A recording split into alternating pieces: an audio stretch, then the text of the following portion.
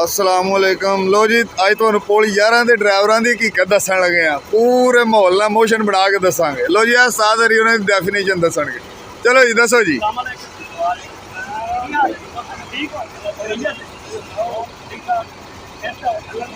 कितने पैसे बचे बड़े बच्चे ने माशाल्लाह जी। अच्छा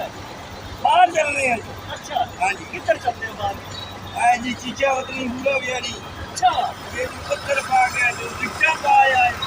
हाँ 35,000 रुपया बच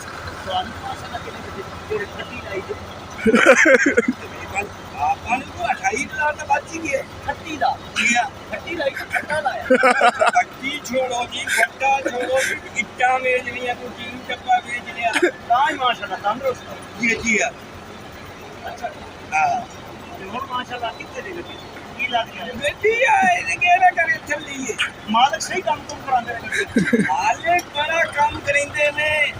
ये सावली जे लावे लगने नहीं करे नहीं अच्छा केर नहीं लगता अच्छा हाँ मोड़ सी अल्लाह रखे खाए जिस टाइम असल हकीकत है ना साढ़े पुल 11 के टेंपरा भाई गेर लान लगे हो गेर अपने को नहीं लगना गेर नूं पता की करना अब मालकां दी टीम जेड़े भैनू नाल नहीं होगा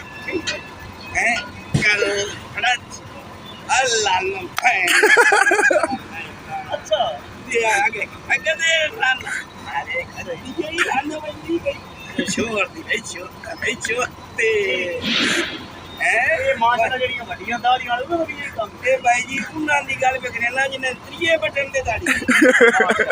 पहले दी नहीं गल कर आज ते 3 बटन ते गल कर माशाल्लाह अच्छा ही साफा होना जी अच्छा एटा तरकींदा देंगा करो खड़ा अपने पैर नहीं देखना अपने हाथ नहीं देखना इस गल में देखना भी असि कितने की पे अभी भाई माशाल्लाह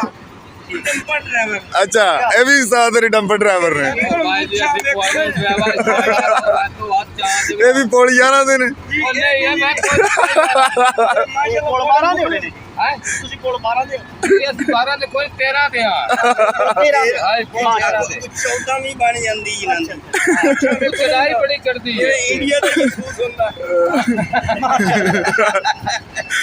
अच्छा होटल अच्छा इंडिया हेलो ਉਹਨਾਂ ਨੂੰ ਪੈਸੇ ਨਗਦ ਦਿੰਦੇ ਆ ਜਾਂ ਉਧਾਰ ਕਰਦੇ ਜੇ ਕਿਸ਼ਤਾਂ ਬਣਾਉਂਦੇ ਆ ਜਦੋਂ ਅਸੀਂ ਆਨੇ ਆ ਨਾ ਬਾਹਰੋਂ ਜੀ ਅਸੀਂ ਆਣ ਕੇ ਕਾਨੇ ਹੁਕਮਨ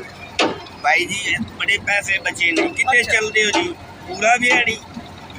कितने पैसे बचे नहीं ये भी पैसा कोई नहीं होना 3,000 रुपया बचे ऊपर होना चाहिए हाँ हाँ कढ़ाई मंगाई ने तो कढ़ाई आनी है बाद में पैसे देने वाली भाई जी पैसे कोई नहीं अगले चक्कर बाहर रोड पे जाके तो दुलाने साड़ी में नीची हो गई हरियाणा भी मेरी बिलानी दादा भाई फोन का फोन है आज फोन का फोन है वो निमानी बात काटे तो टांग बैठे ਇਹਦਾ ਮਤਲਬ ਹੈ ਤੁਸੀਂ ਜਿਹੜਾ 25-26,000 ਲੈ ਜਾਂਦੇ ਹੋ 25-26 ਛੁੱਟੀਆਂ ਕਰ ਲਈ ਜਦੋਂ नहीं 25 छुट्टियां किदो करते हैं बिलाने दिता था भूखा चिट्टा ऐसे तो सारा लका मिल रहा है कि मुसल्लियां का काम भी अगला मुका ले नवे से टूट गया अस्सलाम वालेकुम जी दोस्तों ये पुल 11 ਦੇ ਡਰਾਈਵਰਾਂ ਦੀ ਕਹਾਣੀ ਹੈ फट्टी नहीं बल्कि फट्टा ही लाते हैं मालकां नूं कुछ नहीं देंदे अपने कोल ही रखते हैं